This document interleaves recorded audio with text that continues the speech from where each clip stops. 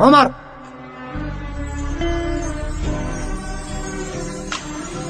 ما خرجت متوشحا سيفك إلا لأمر عظيم. أريد هذا الرجل محمدا الذي فرق أمر قريش.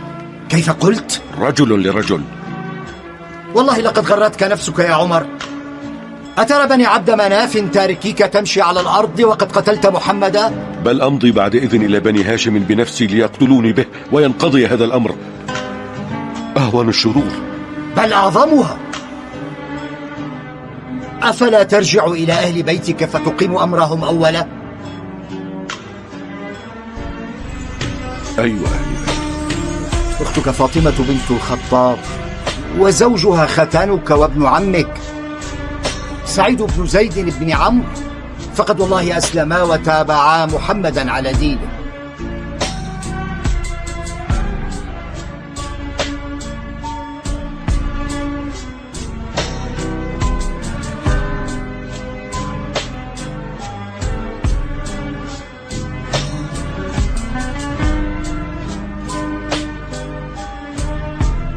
قال رب اشرح لي صدري ويسر لي أمري واحلل عقدة من لساني يفقه قولي واجعل لي وزيرا من أهلي هارون أخي اشدد به أزري وأشركه في أمري كي نسبحك كثيرا ونذكرك كثيرا.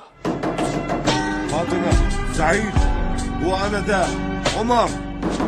غض عشر كنا لا يسمع.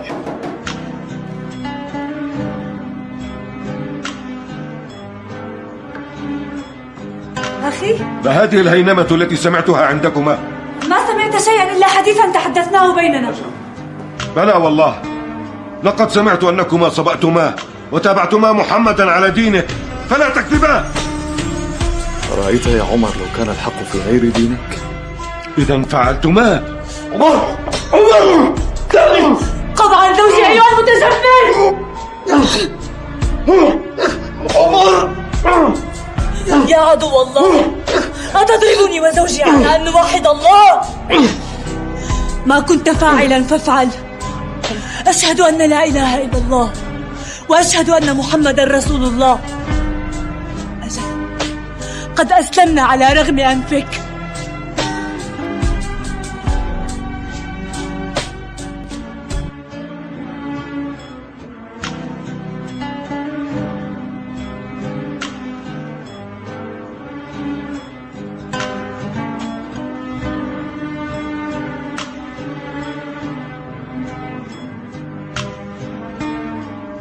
يدك عني.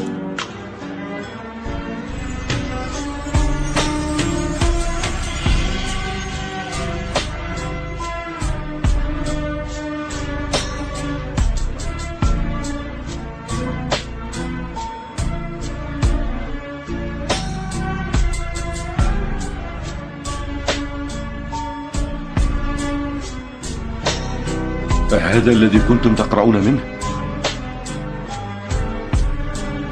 أعطني إياه فأقرأه. لا أفعل. ويحك، قد وقع في قلبي ما قلت.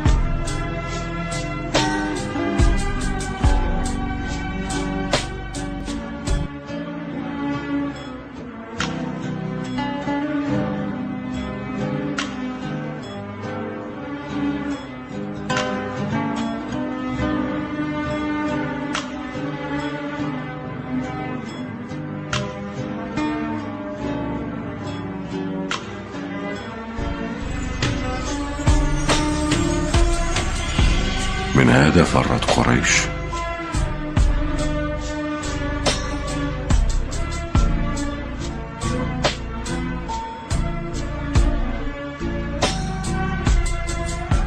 إنني أنا الله لا إله إلا أنا فاعبدني وأقم الصلاة لذكري. إن الساعة آتية أكاد أخفيها لتجزى كل نفس بما تسعى فلا يصدنك عنها من لا يؤمن بها واتبع هواه فترداه.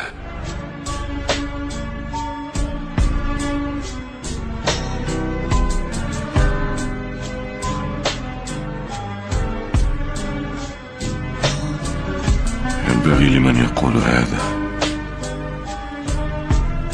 أن لا يعبد معه غيره.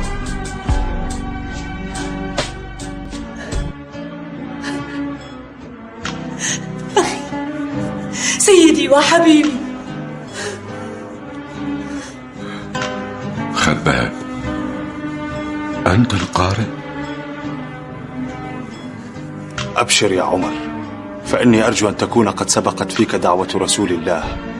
اللهم أعز الإسلام بأحب هذين الرجلين إليك، بأبي الحكم بن هشام أو بعمر بن الخطاب.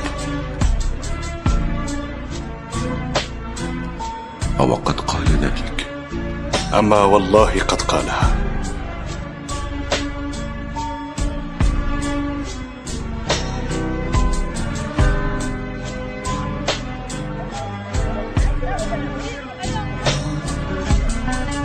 والله إنك لخير الرجلين.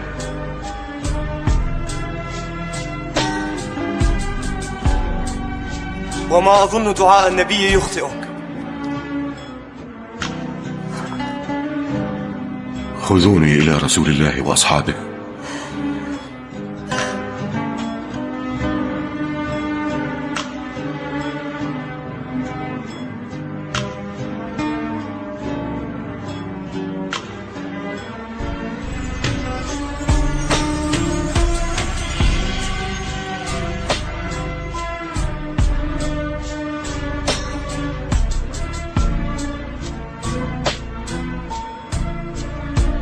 إنه عمر بن الخطاب جاء متوشحا بسيفه.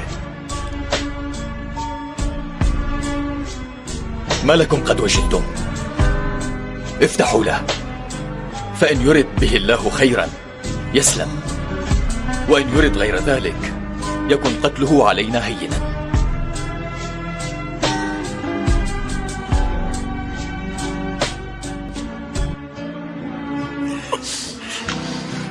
ما جاء بك الساعة متوشحا بسيفك؟ ألا تنتهي حتى ينزل الله بك قارعة؟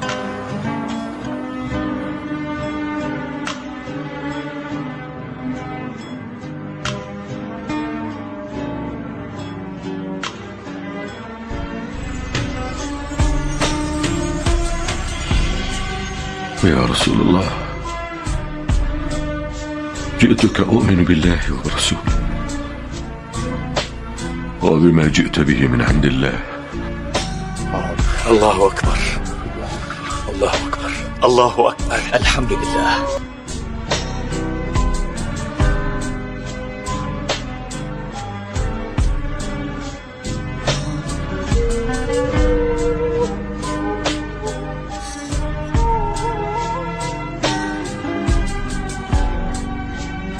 زيد أخي، سبقتني بالإسلام يا زيد. وما كنت لأستأذنك، فلقد كنت جبارا. ولن تجدني في الإسلام خوارا، وإني أشهد الله ورسوله وأشهدكم أني لا أترك موقفا أذيت به مسلما إلا وقفت فيه منافعا عن الإسلام لأستدرك على نفسي ما سبقتموني إليه.